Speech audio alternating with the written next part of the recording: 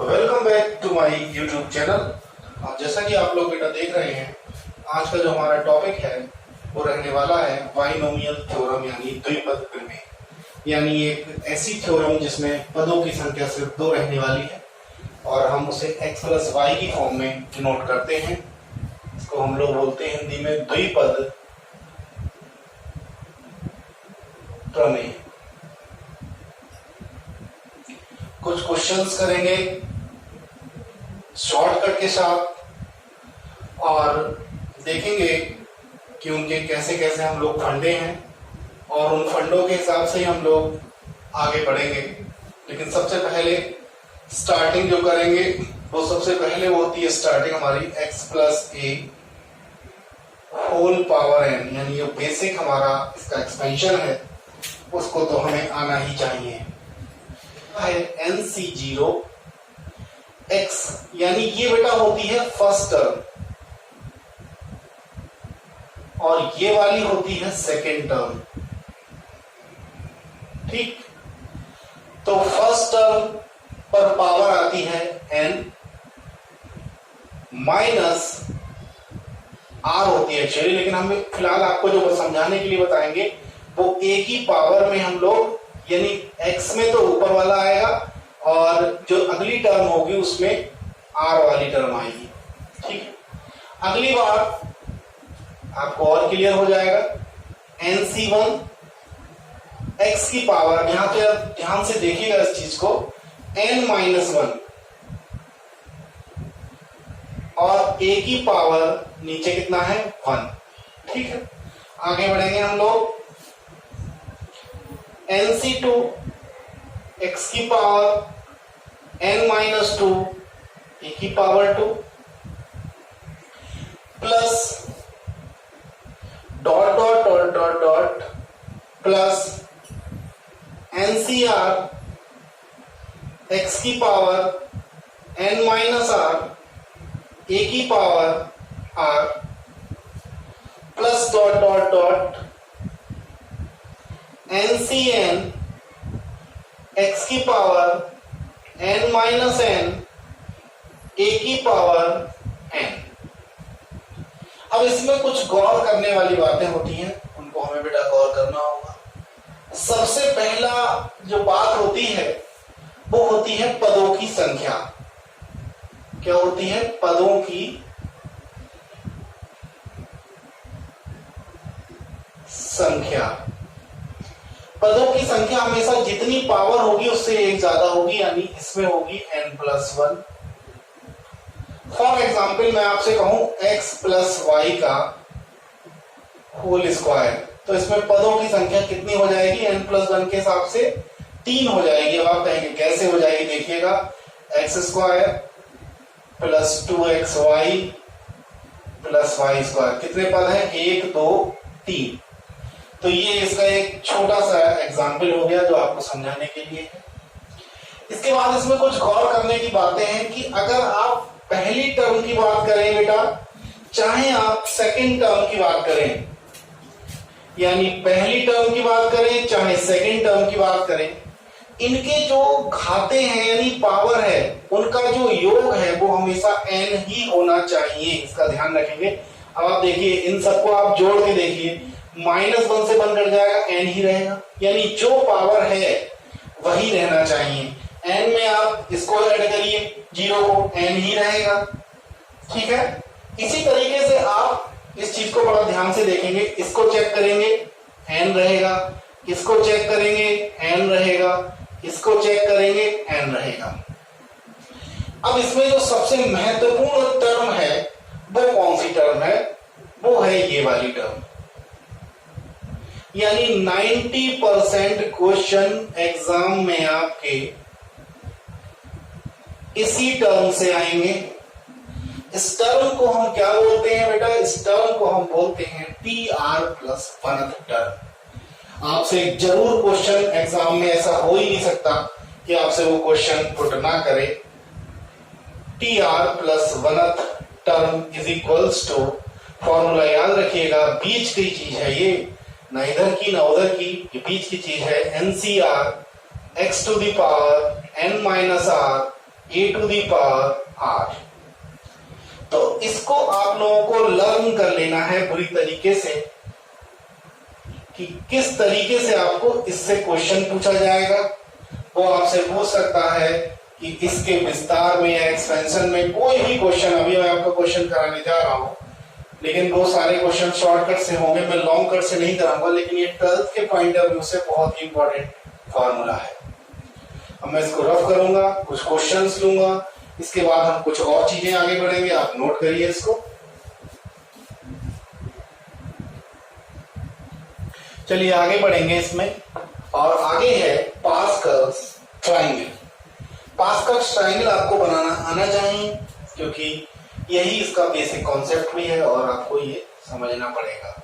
ऐसे मान लीजिए मैंने लिखा 1 और इसके बीच मैंने ऐसे लिखा बेटा 1।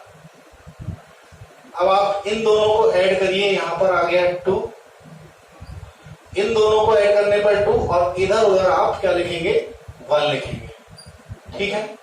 अब आप इन दोनों को ऐड करेंगे, यहां आ गया 3, इन दोनों को ऐड करेंगे, यहां आ गया 3, इधर उधर फिर से आप 1 लिखेंगे। फिर आप इन दोनों को ऐड करेंगे, यहां आ गया 4, इन दोनों को ऐड करेंगे, यहां आ गया 6, इन दोनों को ऐड करेंगे, यहां आ गया 4, ये फिर 1 और 1 ऐसे ही लिखेंगे।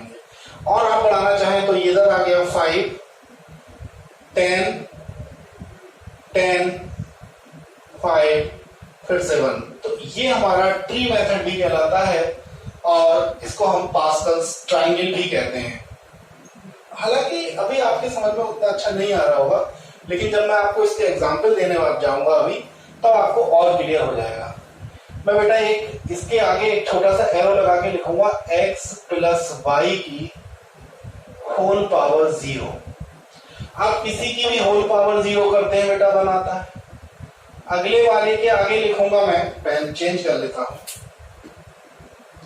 अगले वाले के मैं आगे बेटा क्या लिखने जा रहा हूं, अगले वाले के आगे मैं लिखने जा रहा हूं x प्लस 1 वाई की होल पावर 1। तो अगर किसी की पावर 1 है तो आप वही लिखेंगे, यानी x प्लस वाई। क्या ये आ रहा है आपके? आ रहा है। चलिए आगे बढ़ेंगे। इसके बाद यहां लिखेंगे x प्लस वाई की होल पावर 2। इसको आप खोलेंगे x square 2xy Y square. इसके बाद आप लिखेंगे x प्लस वाई की होल पावर 3। जब आप होल पावर 3 को खोलने जाएंगे तो a cube plus 3a square b plus 3b square a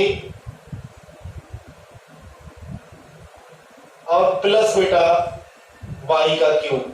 इसी तरीके से अगर आप ये काम करके देखिएगा, पावर 4 को जब आप खोलेंगे, मैं आपको जो बताना चाह रहा हूं उस चीज को आप समझिए। अगर बेटा यहाँ पर 1 है, यहाँ पर 1 है, तो आप कोफिशिएंट इनके देखिए 1 1 है। अब आप इनको चेक करिए, यहाँ पे कोफिशिएंट 1 है तो यहाँ पे कोफिशिएंट 1 है, यहाँ पे कोफिशिएंट 1 है तो यहाँ पे कोफिशिएंट 1 है। अगर बीच में 2 है तो बीच में 2 आएगा। इसको चेक करिए, इधर 1 लास्ट वाला, पहला 1 और लास्ट वाला 1, और इधर वाला जो 3 3 है वो आप देख रहे होंगे दोनों के कोफिशिएंट में है। आप लोग जो फॉर्मूला याद रखते हैं, मैं आपको एक चीज और बताऊं, ये मैं भी करता था पहले और हमेशा करता हूं कि अगर मुझसे कोई भी पूछे कि x प्लस वाई का होल स्क्वायर क्या होगा, तो मैं कहता हूं x square plus y square plus 2xy।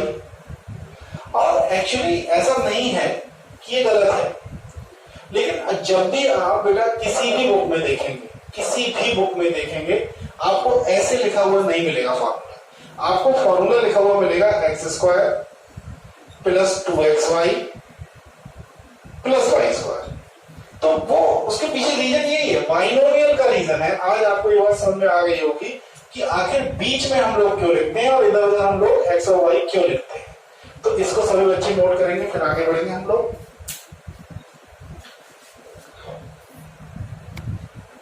देखिए क्वेश्चन मैंने बोर्ड पर लिख दिया है। What are the number of total terms in the expansion of x plus a की whole power 100 plus x minus a की whole power 100। Options are 202, 51, 50 and none of these. देखिए जब भी ऐसा क्वेश्चन आएगा आप एक्सपेंशन करने अगर लग गए तो बहुत लंबा क्वेश्चन चला जाएगा, लेकिन इसका एक शॉर्टकट है। शॉर्टकट होता है कि 1/2 और जितनी भी वैल्यूज यहाँ पर दी हुई हैं, लेकिन कंडीशन तभी लगेगी जो वैल्यू यहाँ दी है वो वैल्यू यहाँ भी देनी चाहिए, बस प्लस और माइनस का डिफरेंस होना चाहिए दोनों। तो आप क्या करेंगे, तो यहां पर आएगा 50 यानी 50, लेकिन आपका आंसर 50 नहीं होगा। आप जानते हैं कि अगर एक्सपेंशन में नंबर ऑफ टर्म 50 है तो आंसर में से एक ज्यादा देना, यानी इसका आंसर हो जाएगा 51। ठीक है, इसको नोट करेंगे सभी बच्चे। अगले क्वेश्चन पे आगे बढ़ते हैं हम लोग। चलिए आगे बढ़ते हैं। एक और क्वेश्चन लिखा, what is the last digit of 7 to the power 300। ऐसे क्वेश्चन बहुत पूछे गए एग्जाम में, और इसके ऑप्शंस हैं 7, 9, 3 into 1, यानी लास्ट ऑप्शन हमारा 1 है। 7, 9, 3 और 1। अब ऐसा क्वेश्चन अगर आता है तो एग्जाम में करेंगे हम। सबसे पहले आप देखिए 7 की पावर कितनी है, 300 है। तो इसे आप क्या ऐसे नहीं ले सकते, 7 का स्क्वायर और 150, भाई इसकी मल्टीप्लाई तो ही होगी। अगर आप इसे ऐसे लिख सकते हैं, क्योंकि एग्जाम में आपको थोड़ा बहुत बेटा पेन चलाना तो आना ही चाहिए, कोई जादू की छड़ी नहीं है एग्जाम की आपने घुमाई और आंसर आपको मिल गया, ये इसका आंसर हो गया लगा दीजिए, ऐसा नहीं। आपको थोड़ा बहुत तो कुछ करना होगा। इसे लिख सकते हैं बेटा 49, वही 7 का स्क्वायर है 150, और 49 को लिख सकते हैं 50 माइनस 1। क्या इसका एक्सपेंशन आप नहीं खोल सकते? बिल्कुल खोल सकते हैं। अगर मैं इसके एक्सपेंशन की बात करूं तो सबसे पहले मुझे मिलेगा NCR यानी 150, R यानी 0, NC 0। फर्स्ट टर्म तो हमारी 0 की होती, तभी तो एक टर्म ज्यादा होती है। पहली टर्म 50, दिस माइनस दिस यानी 150 n माइनस R, और बेटा माइनस 1 को, अब यहाँ पे एक ट्रिक है, हमने कोई भी फॉर्मूला याद नहीं करना है सिवाय पहला एक्सपेंशन। बेटा मैंने जो बताया था सारे क्वेश्चन उसी एक्सपेंशन से मैं कर दूंगा। आपको करना ये है कि जो माइनस अगर आ गया है तो आप इसे ऐसे लिखो ही मत, आप इसे लिखो प्लस लगाओ और माइनस 1 पे ऐसे पावर कर लो, क्या फर्क पड़ता है भाई। थोड़ा सा और मैं ऐसे कर देता हूं, क्या करो माइनस वाले को अंदर ले जाओ और प्लस बीच में लगा दो।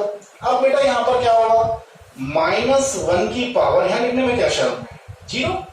हाँ, अगली टर्म बेटा क्या होगी, अब आपके पास अगर टाइम है तो आप टर्म में लिखो, लेकिन अगर टाइम नहीं है तो सीधे लास्ट टर्म लिख दो ना, क्या फर्क पड़ता है।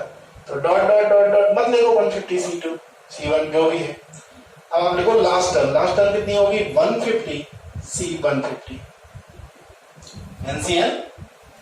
अभी मैंने विस्तार कराया था, एक्सपेंशन कराया था, और बेटा यहां पर होगी 50 की पावर दिस माइनस दिस यानी 0, और -1 की पावर 150। यहां ये लास्ट टर्म है, हमारी बात खत्म।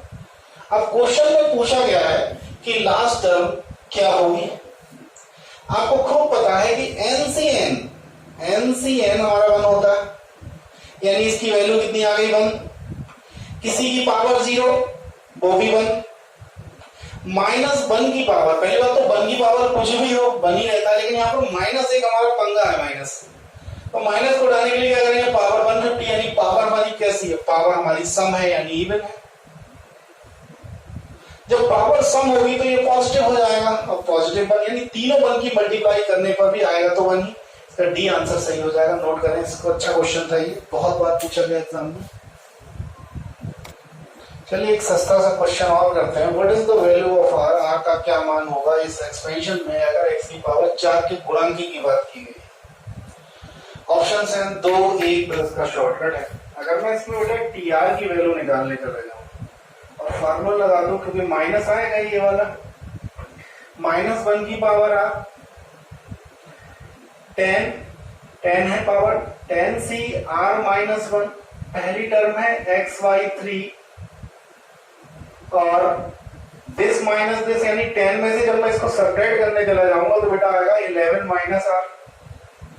आप करके देख लीजिए। और अगली टर्म है माइनस में पहले ही बाहर ले आया हूं, तो मेरे पास आएगा 2/x² की होल पावर R-1 दिस आ जाएगा। ठीक है, अब -1 की पावर r 10cr -1, जरा x के कोफिशिएंटों को इकट्ठा कर लो भैया, कितना हो जाएगा 11 माइनस आर, और ये कितना होगा माइनस के नीचे कितना है x की पावर 2r -2, और 2 की पावर भी लिख दीजिए r -1। अब x के इकट्ठे करते हैं, पहले इन्हीं से निपट लें, बाकियों से बाद में निपटेंगे। तो x के हो जाएंगे हमारे पास बेटा ऊपर आने के बाद 13 माइनस 3r, और 13 और इधर कितना लिखा है x की पावर 4। तो हमें इसकी तुलना कर देनी है, ये जो आई है पावर, ये किसके बराबर होगी 4 के बराबर होगी। जरा इसको 4 के बराबर रखिए, 13 minus 3r is equals to 4, 4 को इधर लाएंगे 9 आ जाएगा, 3r is equals to 9, r is equals to 3। जैसे ही r की वैल्यू 3 आएगी, आप क्या करेंगे r की वैल्यू 3 लगा दीजिए। तो r की वैल्यू 3 लगाएंगे तो 10c, सबसे पहले -1 की पावर 3, 10c कितना आ जाएगा बेटा, 3 यहां लगाएंगे, 3 में से 1 या 2, ठीक है, ये सब बेकार हो गया, x को हटा दीजिए, 2 की पावर कितनी आ जाएगी, 3 में से 1 या 2, यानी 2 की पावर 2। अब इसको आपको सॉल्व कर लेना है, और सॉल्व करने के बाद, लेकिन अब एक्चुअली हमें इससे मतलब नहीं है, हमें मतलब था, हमसे पूछा गया था r की वैल्यू क्या होगी, तो हमारा आंसर कितना आ गया है 3। हम पूरा सॉल्व थोड़ी करेंगे, वैल्यू थोड़ी बतानी है कितनी होगी, मैं तो r की वैल्यू बता नहीं दिया, आगे बढ़ेंगे हम लोग, ठीक है। ये क्वेश्चन भी बहुत अच्छा है। If the coefficient of rth term and r plus 1th term are equal, ये मतलब क्या है, rth टर्म और r प्लस 4th टर्म के बेटा गुणांक जो हैं, वो गुणांक या कोफिशिएंट बराबर हैं किस एक्सपेंशन में, 1 प्लस x की पावर 20 के एक्सपेंशन में। तब हमें वैल्यू बतानी है r की वैल्यू क्या होगी। ऐसे क्वेश्चन भी आ जाते हैं, और आपको करना ये है कि ऐसे क्वेश्चंस में बहुत ज्यादा दिमाग का प्रयोग ना करते हुए सीधे सीधे ट्रिक लगा देंगे। ट्रिक क्या है, आपको देखना है TR, तो TR का कोफिशिएंट बराबर है TR प्लस 4 के कोफिशिएंट के। लेकिन एक समस्या है कि हमें आदत पड़ी है, हमें जो हमने अभी बताया था 90% वाला केस बेटा, उस केस में हमें क्या आदत पड़ी है, हमें हर चीज को आदत लिखने की पड़ी है कि कैसे भी करके वो +1 की फॉर्म में ही आनी चाहिए। तो अब समस्या ये है कि TR को TR प्लस 1 कैसे लिखें, तो इसमें क्या करें, 1 घटा दें, 1 जोड़ दें, ऐसे इसमें कोई ट्रिक नहीं है, इसमें आराम से लिख सकते हैं r प्लस 3 ब्रैकेट में और +1। अब आप देखिएगा गौर से कि आपकी कौन सी फॉर्म बन गई, ये r प्लस 1th फॉर्म बन गई, ये r TR plus 1 TR plus 1 type की, जहां पे r की वैल्यू r-1 और r प्लस 3 है। अब हम दोनों में एक्सपेंशन की अगर बेटा बात करें, तो एक्सपेंशन की अगर हम खोलने पे जाएं, शॉर्ट ट्रिक से है लेकिन लॉन्ग ट्रिक से ही क्वेश्चन हो रहा है, लेकिन आपको वो चीज समझ में शॉर्ट ट्रिक के माध्यम से आ जाएगी। आपको करना ये है कि अब आप TR प्लस 1 की फॉर्म में जब इसको खोलेंगे, और बात सिर्फ कोफिशिएंट की हो रही, कोफिशिएंट का मतलब हमें x की टर्म को नहीं लिखना है, x को लिखना ही नहीं, सिर्फ कोफिशिएंट को लिखना है। आप देखिए कैसे लिखें, इस क्वेश्चन को देखिए और इसको देखिए, क्या करेंगे बेटा, हम लिखेंगे 20c0, यहां तक मुझे नहीं लगता किसी को कोई डाउट होगा, 20c0, ठीक है, और 20c0 के बाद हम क्या लिखेंगे, 1 की पावर भाई NCR, सॉरी यहां पर कितना आएगा r-1, 20c r-1, 1 की पावर दिस माइनस दिस करिए, इसमें से सब्ट्रैक्ट करिए, कितना आएगा। लेकिन समस्या क्या है, समस्या ये कि 1 की पावर तो कुछ भी हो, हमें क्या करना, क्यों लिखें, आगे आ जाए। इसके बाद क्या होती है x, अब x की तो लिखनी नहीं ना भाई, बराबर में आ जाओ, क्यों लिखो, कंडीशन दे रहा हूं ना, कोई 12th के पेपर थोड़ी दे रहा है आपको पूरे लिखना, नंबर पूरे लेने। आपको सिर्फ और सिर्फ क्या करना, फिर से समझ लीजिए कि n हो गया बेटा NCR, r यहां पर ये पूरा है ना, तो NCR 1 की पावर, अब 1 की पावर पहला तो बेटा पहली चीज तो बनी है ना, तो 1 की पावर दिस माइनस दिस करते 21 माइनस r में लिख सकता हूं, क्यों लिखूं, मुझे बल की कोई भी कंडीशन में इतना टाइम कहाँ होता है, बल की पावर कुछ भी लिखने से आपको नुकसान हो रहा है, टाइम खर्च हो रहा है। एक्स की क्यों नहीं लिखनी है, क्योंकि वहां वो कह रहा है कोफिशिएंट, कहा गया कोफिशिएंट की बात हो रही है बेटा। कोफिशिएंट का मतलब क्या होगा, एक्स मतलब नहीं है आपका। अब आप इधर आ जाइए, अब क्या लिखेंगे बेटा 20 सी दिस। अब आप फिर से लिखेंगे वही वन, फिर से क्यों लिखें, यानी आपको बेटा इसको इसके बराबर कर देना है। अब आपने क्रमचय संचय यानी परम्यूटेशन कॉम्बिनेशन में एक फॉर्मूला पढ़ा होगा, वो भी शॉर्टकट का फॉर्मूला है NCX अगर NCY के बराबर हो जाए तो आपने पढ़ा है x प्लस वाई जो है वो n के बराबर होता है। क्या यही वाला केस इसमें नहीं लगेगा बेटा, लगेगा। तो आप देखिए ऐसे केस में आप क्या करेंगे, r-1 में ऐड कर रहा हूं r+3 यानी x प्लस वाई बराबर n यानी 20। भाई n तो दोनों जगह बराबर 20 है ना। तो अब हम इसको चेक करें तो r और r यहाँ पर 2r आ गए, -1 + 3 प्लस का 2 आ गए, बराबर में 20 आ गए। ठीक है, अब आप 2 को उधर भेज दीजिए, 18 2r, 2 से काट दीजिए 9, तो r की वैल्यू आपके पास कितनी आ गई 9। और आपसे शायद यही पूछा है उसने कि what is the value of r। इसको नोट करेंगे सही बच्चे। एक और बहुत अच्छा क्वेश्चन और बहुत ट्रिकी क्वेश्चन मैंने ले लिया है यहाँ पर, और वो क्वेश्चन हमारे पास है find the term which is independent of x in the expansion of x² -1/x, और ऑप्शन है हमारे पास 1 -48 -1 ऑफ दीज। तो इस क्वेश्चंस में आपको करना क्या है, एक मैं आपको ट्रिक लिखा दे रहा हूं, अभी मैं एक क्वेश्चन और कराऊंगा, और ट्रिक क्या है इसकी, इसको ध्यान से समझेंगे।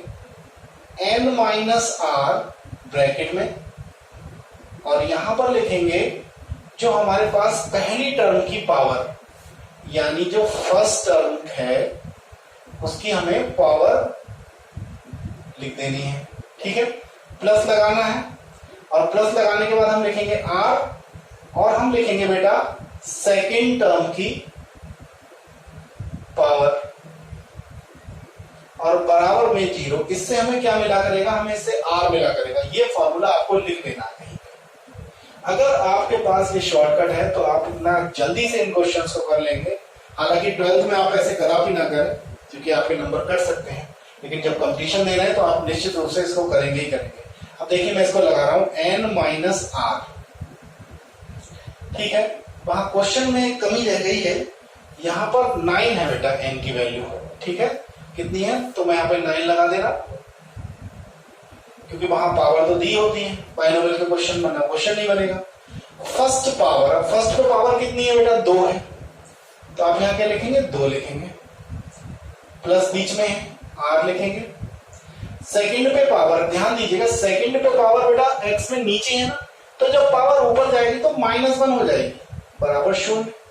ठीक, अब आप क्या करेंगे, इसकी मल्टीप्लाई करेंगे तो 18 - 2r और माइनस के r बराबर 0। 3r को उधर ले जाइए, 3 6 18, यानी r की वैल्यू आपको बहुत जल्दी से 6 मिल गई। कहां घंटों आप कंपेयर कराते हैं, तब आप r की वैल्यू निकालते हैं। अब वो कह रहा है कि फाइंड द टर्म जिसमें इंडिपेंडेंट ऑफ x का मतलब क्या है।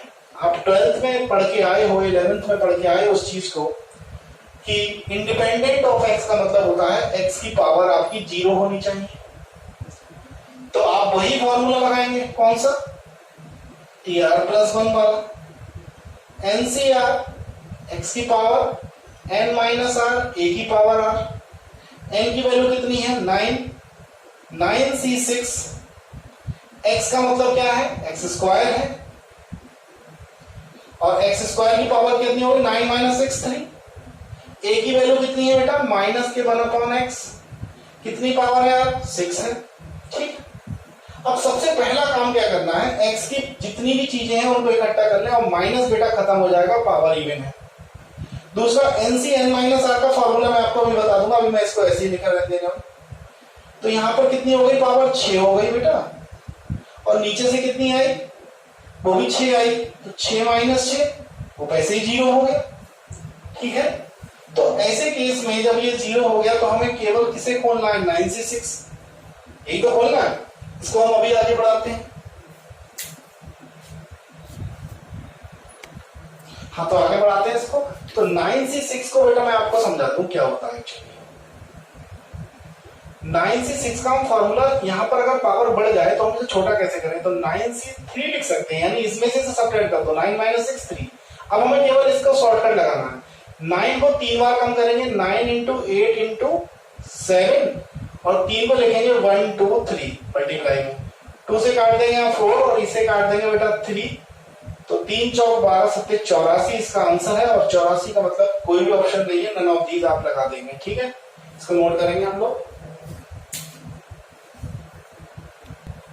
इस बार मैंने बेटा शॉर्ट में क्वेश्चन लिख दिया। क्वेश्चन बिल्कुल वैसा ही है जैसा अभी मैंने आपको कराया था। इंडिपेंडेंट ऑफ एक्स की बात की गई है। अब की बार 10 हो गया है यहाँ पर n की जगह पे। फॉर्मूला मैंने क्या बताया था, n - r कोफिशिएंट, मतलब इसकी जो पावर है फर्स्ट टर्म की पावर, यानी इस पे पावर कितनी है, अब ध्यान से देखिए x पे पावर कितनी है 1/2, क्योंकि अंडर रूट के अंदर लिखा है, प्लस यहाँ पर आता था r।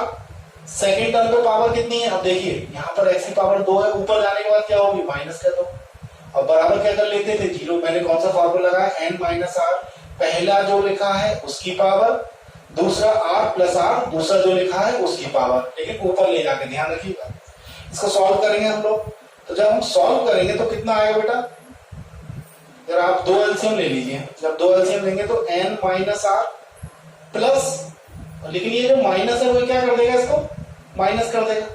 तो माइनस के बेटा कितने हो जाएंगे इस बार 4r हो जाएंगे, बराबर में 0 हो जाएगा, क्योंकि 2 उधर जाके 0 से मल्टीप्लाई कर लेगा।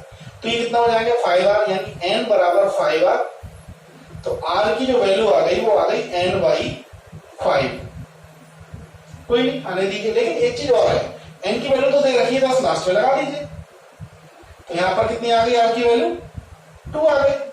जब आपके पास r की वैल्यू 2 है तो आपको क्या करना है, इंडिपेंडेंट टर्म ही तो लिखनी है, सीधे सीधे करिए आप। NCR यानी 10CR यानी 2। अब यहाँ पे आप कितनी देखेंगे बेटा, देखिए 1/3 है, 1/3 है, और होल पावर कितनी है बेटा, अंडर रूट के चक्कर में 1/2 होने दीजिए। और यहाँ पर कितनी है 3/2 है, और 3/2 पे होल पावर कुछ भी नहीं। अब यहाँ पे फॉर्मूला क्या लगता है, ये जो भी होता है इसमें से इसको सब्ट्रैक्ट करते हैं, नहीं 8 आएगा। और यहाँ पर क्या होता है, ये जो होता है यहाँ पर 2 होता है, यानी ये होता है n - r, तो यहाँ आता है, और r वाली टर्म यहाँ आती है अगली टर्म पे। यहाँ तक तो आपको आता ही है। अब आपको इसको सॉल्व कर देना है, यहाँ 4 आ गया, यानी आपके पास 10C को सॉल्व कर रहे हैं जल्दी जल्दी। 10 को 2 बार कम करिए, 10 × 9 और 2 को लिखेंगे 1 × 2 इंटू में आइए, नीचे कितना है 3 की पावर 4, यानी 3 का स्क्वायर इंटू 3 का स्क्वायर लिख सकते हैं। यहाँ पे क्या लिखेंगे 3 का स्क्वायर और 2 का स्क्वायर, 3 के स्क्वायर से 3 का स्क्वायर, 3 का स्क्वायर 9, और आप चेक करेंगे इसमें तो आपके पास आ गया 2, यहाँ 5 से कट जाएगा, तो 5/2 2 जा 4, इसका आंसर हो गया बी। नोट करिए इसको। देखो बेटा मैंने ऊपर तो ट्रिक लिख दी है, नीचे क्वेश्चन लिखा है, और उसके अकॉर्डिंगली आप लोग भी क्या करेंगे, ऐसे क्वेश्चनों को ढूंढेंगे और मुझे भेजेंगे अगर आपसे नहीं होते हैं तब। लेकिन कोशिश आप लोगों की रहनी चाहिए कि आप लोग पहले कोशिश करें, नहीं होता है तब आप मुझे उसको भेजें। ठीक है, अब सबसे पहले आप देखिए कि नंबर ऑफ टर्म्स अगर ये इस तरीके से कोई दिया हुआ है एक्सपेंशन वगैरह, तो यहाँ पर कितने टर्म है 1 2 और 3। तो जब 3 टर्म्स हैं तो आप इसमें ट्रिक लगाएंगे n+1 n+2 अपॉन में 1 × 2। लेकिन अगर 4 टर्म अंदर हैं, ऐसे क्वेश्चन बहुत एग्जाम में पूछे जाएंगे आपसे, तो लिखेंगे n+1 n+2 n+3 अपॉन 1 × 2 × 3। अब जैसे मान लीजिए ये क्वेश्चन एक है, देयर आर 45 टर्म्स। इन्होंने क्या किया, n की वैल्यू दे दी कि भैया 45 टर्म्स हैं, और मतलब जो टर्म्स है वो बता दिए उन्होंने, और कहा है कि एक्सपेंशन ये है और पावर में n है, तो कह रहे हैं n की वैल्यू क्या होगी, मतलब टोटल टर्म्स दे दी उन्होंने। तो हम अपना अभी गिन लीजिए आप 1 2 3, प्लस माइनस से कोई मतलब नहीं इसमें आपका। ठीक है, अब आप क्या करेंगे बेटा, n की जगह पे n ही लिखा है, तो n+1 फॉर्मूला 3 वाला लगाएंगे, यानी ऊपर वाला, n प्लस 2 अपॉन 1 इंटू 2 बराबर बेटा 45। ठीक है, अब यहां पर आप क्या करेंगे, 2 की मल्टीप्लाई करेंगे 45 से तो 90 हो जाएगा, और इधर कितना लिखा है n प्लस 1 और n प्लस 2। अब आप देखिए एक तरीके से ये क्रमागति तो है, पहली टर्म ये होगी दूसरी टर्म ये होगी, तो क्रमागत की फॉर्म में क्या आप इसे नहीं लिख सकते? आप क्यों फैक्टर करोगे, आप लिखो 10, लेकिन पहले याद रखिए छोटा है तो छोटा पहले 9 गुणा 10, क्योंकि ये भी तो गुणा में लिखे n माइनस n प्लस 1 और n प्लस 2। अब आप इसे चाहें तो इसके बराबर रखें, चाहे इसे इसके बराबर रखें, n की वैल्यू आपको 8 ही मिलेगी। तो आंसर क्या आ गया इस क्वेश्चन का? 8। नोट करें इसे, बात समझ में आ गई होगी। अब हम बात करेंगे बेटा मिडिल टर्म की। जब आप 12th में थे तो आप फॉर्मूलों से मिडिल टर्म को निकाला करते थे, लेकिन कंपटीशन में आपको फॉर्मूलों से मिडिल टर्म नहीं निकालनी है, क्योंकि अगर आप बेटा फॉर्मूलों से मिडिल टर्म निकालने पे आ गए तो आपको, मुझे नहीं लगता कि बहुत कम टाइम में आप निकाल पाओगे, आपको पूरा टाइम आपको देना पड़ जाएगा। तो हम इसका शॉर्टकट लेके आए हैं आपके लिए कि मिडिल टर्म, भाई संख्याएं तो 2 ही हो सकती हैं, या तो इंटीजर जो होंगे या तो इवन होंगे या ऑड होंगे। पहले आप समझ लीजिए, 2 ही केस में डिवाइड हो सकते हैं, या तो इवन या ऑड। मान लीजिए हम इवन का एग्जांपल ले लेते हैं कोई सा भी। मान लीजिए इवन नंबर हमने ले लिया 10 और इधर हमने ऑड नंबर ले लिया 11। ध्यान दीजिएगा, तो हमें क्या करना है, दोनों में एक एक टर्म जोड़ देनी है। अगर हमने 10 लिया है तो हो जाएगा 11 और 11 लिया है तो हो जाएगा 12। ठीक है, तो ऐसे केस में जब आपका नंबर इवन से ऑड बन रहा है, याद रखिएगा इवन वाले केस में हमारे पास जो मिडिल टर्म आएगी वो 1 आएगी, यानी सिंगल मिडिल टर्म आएगी। ठीक है, और याद रखिएगा जब हम ऑड नंबर लेंगे तो 2 मिडिल टर्म आएंगी, फर्स्ट और सेकंड, यानी 2 मिडिल टर्म आएंगी, 2 मध्य पद आएंगे, यानी 2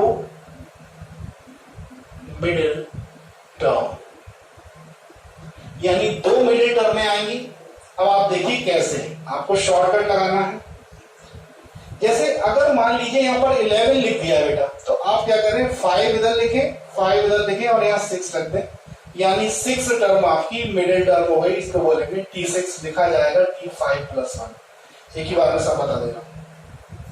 यानी यहां पे बनता है पर्वत, माउंटेन। पर्वत कैसे होते हैं, नुकीले होते हैं। और यहां पर क्या बनता है, पठार। पठार क्या होता है, शुरू में तो ऊंचाई पे जाएगा, लेकिन ऊपर जाने के बाद समतल हिस्सा आ जाएगा। ठीक है, प्लेटो इंग्लिश में बोलेंगे, माउंटेन प्लेट्यू। अब यहां पर क्या होगा बेटा, इसको देखिएगा, 5 इधर 5 इधर, 6 और 7 2 मिडिल टर्म होंगी। तो इनको कैसे लिखेंगे, T6 और T7। लिखने का तरीका क्या होगा, T5 प्लस 1 T6 प्लस 1, यानी 2 मिडिल टर्म इसमें आएंगी। और आप लोग प्रैक्टिकल करके देखिए, क्योंकि रटेंगे इवन में 1 ऑड में 2, हो सकता है एग्जाम में भूल जाए। आप सीधे सीधे एक ऐड करिए, अब आपको लग रहा है कि ये ऑड हो गया, और का मतलब इवन इधर उधर आ गए नंबर आधे आधे, और एक इधर चला गया। करके जब तक नहीं देखेंगे, फॉर एग्जाम्पल मैं आपसे कहूं कि हमारे पास 13 है, 13 में एक जोड़ो कितना आ गया, 14। 14 में आप क्या करेंगे, आप बताइए। पहले 14 में 2 कम कर लो ना।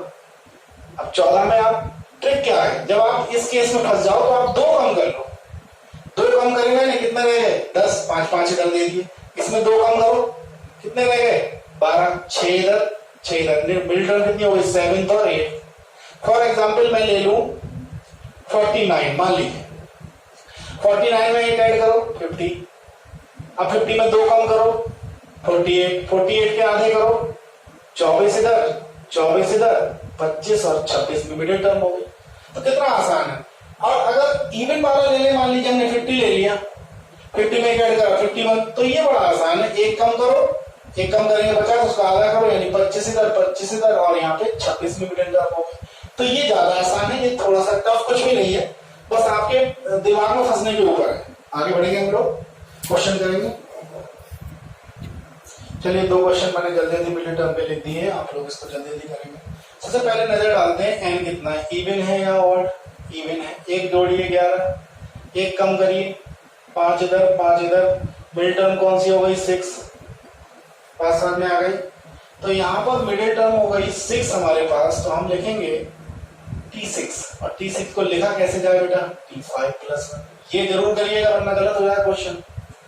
तो यहाँ पे जब हम सॉल्व करने जाएंगे तो लिखेंगे एनसीआर का वही फॉर्मूला हमारे पास, तो 10C5, पहली टर्म क्या है x, इसमें से घटाइए 5, दूसरी टर्म क्या है 1/x, और इसमें ये पावर यहाँ आ जाएगी। अब आप खुद सोचिए x की पावर 5 से क्या x की पावर 5 कट नहीं जाएगा।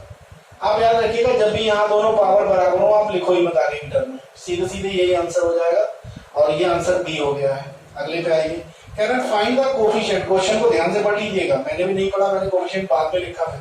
तो कोफिशिएंट पूछा यानी x नहीं आएगा आंसर में। Find the coefficient of the middle term in the expansion of 1 + x की होल पावर 10। ठीक है, क्वेश्चन कैसे करना है? अब 10 है वो 11 5 5 T6 आपको पता है, सीधे सीधे T6 से आएंगे। T6 का मतलब T5 + 1, इसका मतलब 10C5 + 1 का मतलब 10C5। अब 10C5 को जब आप सॉल्व करने जाएंगे तो आप कैसे लिखेंगे 10C5 को? तो सर एक चीज और है, अगर हम बात करें पूरा क्वेश्चन करने चले जाएं, मान लीजिए कोफिशिएंट की बात नहीं भी करते तो हम 1 की पावर करते कितनी, 10 की पावर 1 की पावर 5 करने की कुछ भी लिखने की जरूरत नहीं है। और x की पावर हम बेटा कितनी लिखते, इसमें देनी है 5 लिखते। हालांकि बात कोफिशिएंट की हो रही है, इसको नहीं लिखना है, हमें करना तो केवल इसी को सॉल्व है। अब हम फॉर्मूला लगा रहे हैं एनसीआर का। एनसीआर का फॉर्मूला किसी को याद है जो 12th में 11th में पढ़ा था?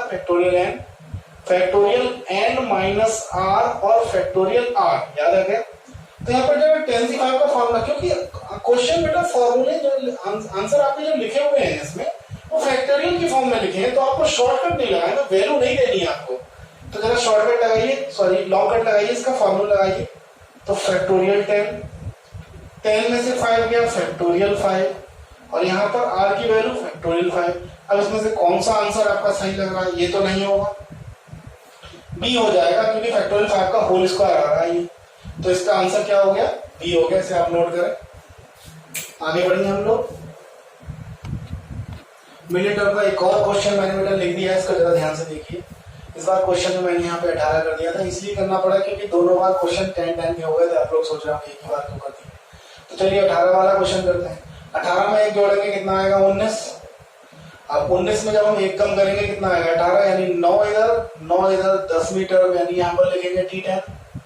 T10 को लिखेंगे कैसे बेटा? लिखेंगे T9 + 1। अब आपके पास फॉर्मूला बन गया, क्या बना? 18CR यानी 9।